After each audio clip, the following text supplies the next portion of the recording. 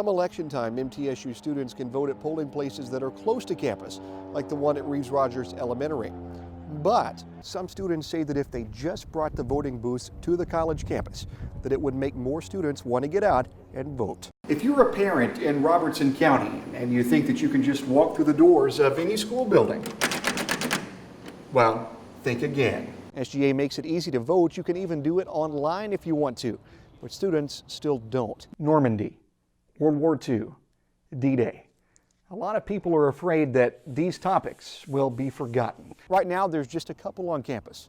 They want many, many, many more. While the situation on the main road has gotten better, folks say that it's on the side streets that they still have to walk either on the grass or on the road just to get from here to there.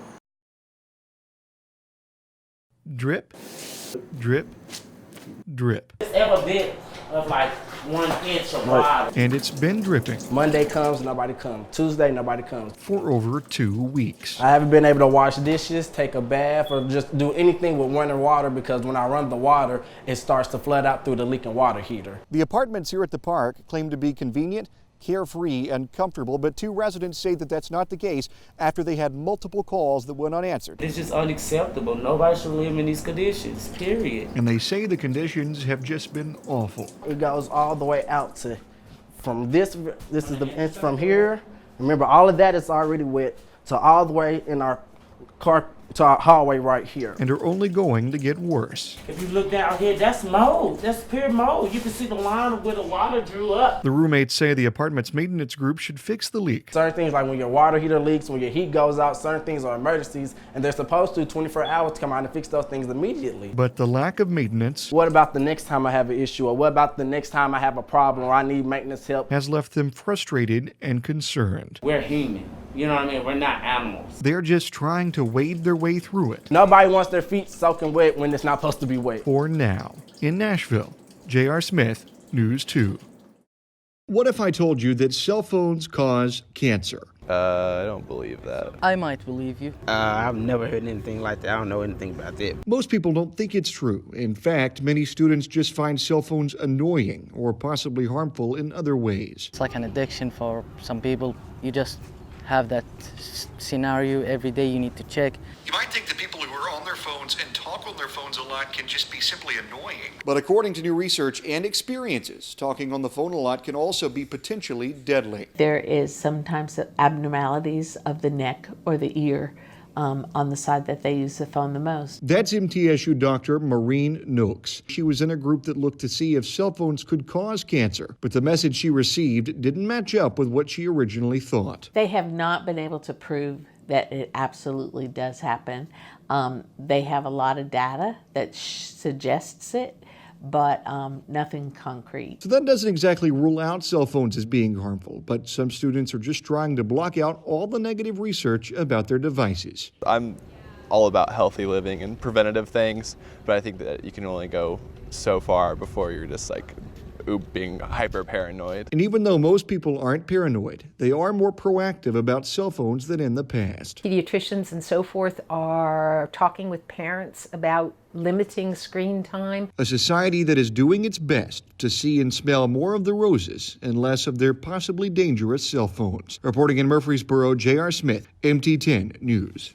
3 lonely roses. It's all that's left in this Peck Hall pod from a sweet Valentine's Day this year. And single students have to keep looking at those roses until they're all gone. Might make them feel more lonely. Bradley isn't necessarily wrong. According to a recent MTSU survey, over half of all students said that they experienced loneliness in the last 12 months. But that isn't all. What I found particularly interesting was of those 53%, half of them said they felt lonely within the previous 2 weeks, and with the timing of that survey, it fell within 2 weeks of Valentine's Day. So what can singles do about that loneliness? Because Valentine's Day isn't going anywhere anytime soon. Find friends. Maybe they're single too, but just go out and do something as friends for fun. Get yourself out of your apartment, out of your house. I put her advice to the test. I got out of my dorm for the day, bought a rose at the pod, and asked students if they'd take it, and if it would impact their loneliness. I got some interesting results. I mean, I was having a bad day, and maybe if you give that to me, my day will be better. Would you take it? It's after Valentine's Day. If it's a stranger, I'll think about it. Did you get something this Valentine's Day? No. Would you like this for Valentine's Day? Yeah, sure. Would you take it? Yeah. All right. A lesson in friendship with that one lonely rose. And if you want to try and cheer up someone too, I know a place. 2 lonely roses are still sitting there, just waiting for a friend. Reporting in Murfreesboro, J.R. Smith, Middle Tennessee News.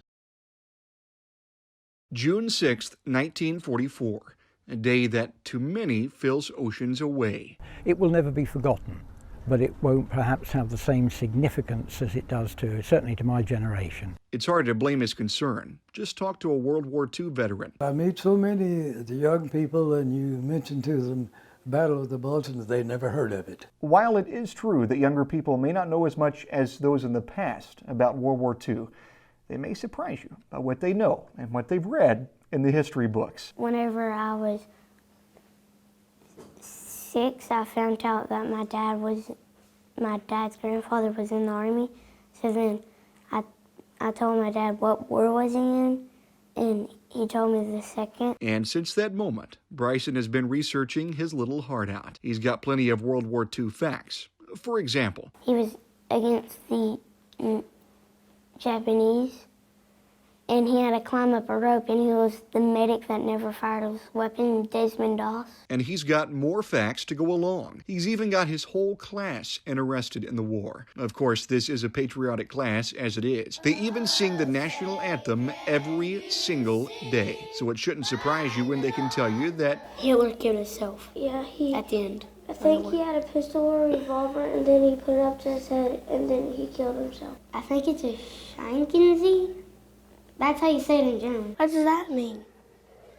It means America. Of course, he's still learning as much as he can, and he and his classmates seem to be giving hope to an older generation that worries about keeping the past alive. As long as there's guys like me still around, remembering, maybe it'll be a while, but when I'm gone, who am I going to remind? But with students like Bryson, there shouldn't be any worry, as long as they continue to share the stories of World War II to the next generation of students and beyond.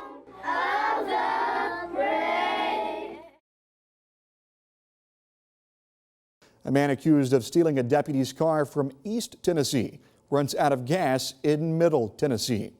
Investigators say the man broke out of a window of a deputy's patrol car in Campbell County yesterday, and hours later was found on the side of the road in Williamson County. According to the USDA, over 21 million Americans will work in the food and ag industries. Some people work with making corn and beans, others tobacco and cotton. But one new product is hitting the scene, and it's predicted to smoke some of the competition. World War II changed the course of history in a lot of ways. It ended the American Depression and created jobs. It started the United Nations. It spared a race of people from total extinction. It liberated countries, and it ensured the world that we live in today. Spring is here, which means the days are starting to get hotter, trees are starting to bloom, and noses are starting to run. Yep, it's allergy season, and many of us are feeling it, including myself.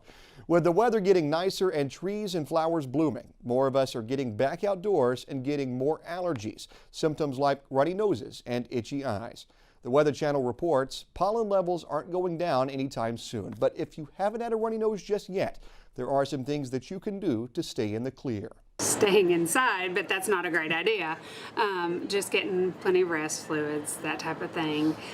Being healthy, eating right. Allergy season can sometimes start as early as January, and it can last as late as November. The weather tonight paints a much different picture than it did yesterday. As we know, yesterday it was warm. People were wearing their shorts, their t-shirt, but as we know also last night, rain came in. When the rain came in, so did the cold weather. And so if you walked outside your door this morning especially, it became cold. You put on your jacket, put on your pants, put on your Uggs, Lauren, and that has continued throughout the rest of the day, even into tonight. In fact, if behind me right now, I see 3, maybe 4 students, but other than that, there's not a whole lot going on student-wise because it's all very cold, and this is the quad area that we're talking about. And as the night came to a close, I even got in on the action.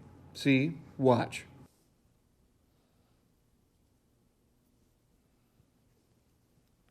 I'm J.R. Smith.